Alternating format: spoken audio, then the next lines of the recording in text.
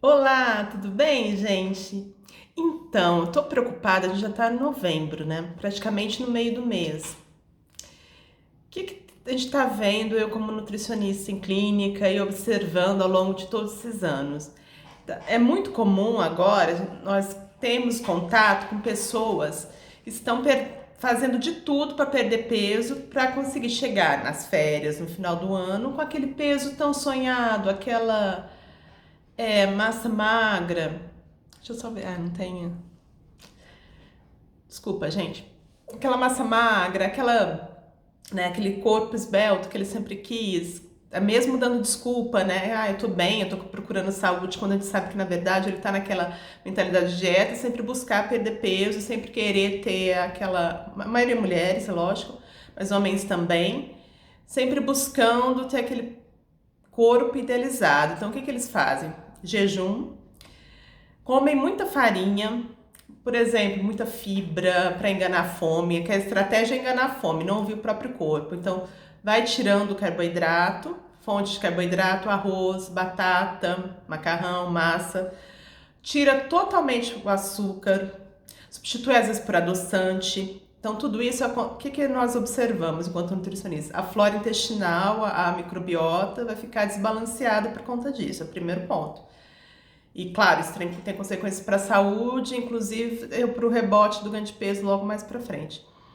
A pessoa também, além de enganar a fome, comer fontes de fibra antes de umas refeições, por exemplo, pular refeição, tomar sopa à noite.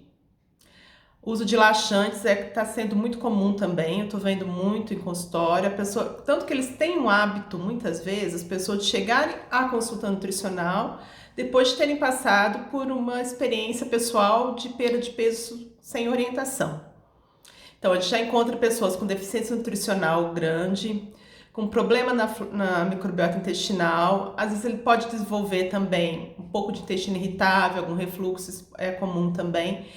E o interessante que é bom deixar claro que esse tipo de conduta atrapalha o resultado final, porque a pessoa vai perder claro, ela está fazendo várias estratégias que vai atrapalhar a absorção de micronutrientes, então ferro, deficiência de ferro é alta, deficiência de zinco, deficiência de B12 também, a deficiência de ácido fólico. Mas pode falar, nossa, mas a pessoa está comendo tanta fibra, está comendo salada, está tomando alguns shakes que teoricamente são ricos em nutrientes. Entretanto, o que a gente observa é que o consumo alto dessa fibra, em exagero também, atrapalha a absorção desses micronutrientes. Então, a médio e longo prazo, essa deficiência nutricional intracelular vai fazer o que também?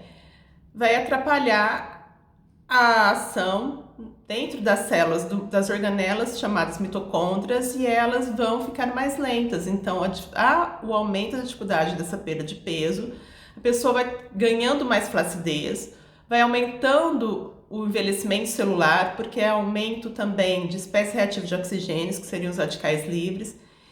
Então, são estratégias que vão levando a gente a prejuízo de saúde e ao rebote do ganho de peso logo adiante. Então, a pessoa, em resumo, fica mais nutrida, reganha o peso que ela tecnicamente perdeu. Claro, a gente já sabe que a maioria é em massa magra, não em massa gorda.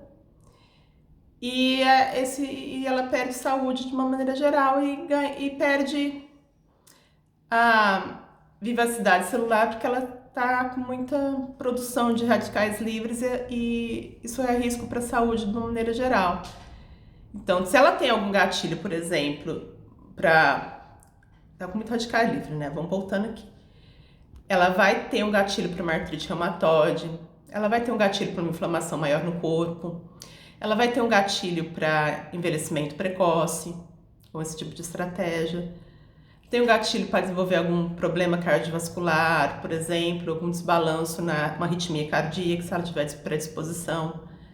Então, são coisas que muitas vezes a pessoa leiga não tem conhecimento para lidar com isso e pensa que chegar no peso mais baixo é simples, só restringir.